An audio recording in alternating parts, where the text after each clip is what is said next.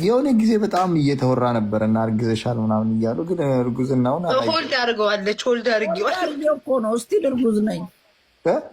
ሆልድ አድርጌው ነው። ቆይ ስንት ወር ሆነች እስካሁን? ኖ 3 ወሬ ነው ሆልድ አረኩት።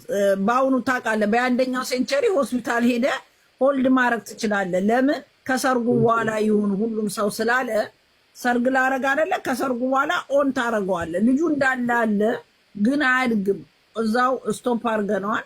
ኦን ታረገዋለህ። ሆስፒታል ሄደ ድጋሚ እርግዝናው እንዳለ ነው። ጽንሱ ቁጭ ብሏል፣ ግን ያው ሆልድ አድርገነዋል። እኔ ሚስት ፈልጋለሁ ሮሚ፣ እናንተ ሀገር ካገኘ የእናንተ ሀገር ሳይሆን አሜሪካ። የት ነው አንተ ያገለኸው?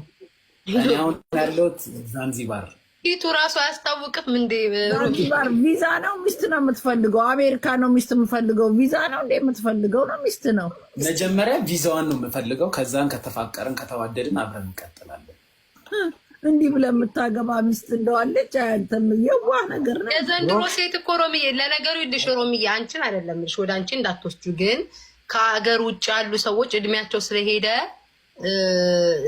ወጣትነታቸውን ለማስታወስ እንደሞ ያሉ ወጣት የነብርጣት ያሉትን ወንዶች ማግኘት ይፈልጋሉ። ስለዚህ እሺ እንደዚህ እኮ ሳትሆኚ በፊት ትፈልጊ ነበረ። ለምንድን ሌላ ሰዎች ጋር የምታመካኝ? ገና ወጣት ነኝ።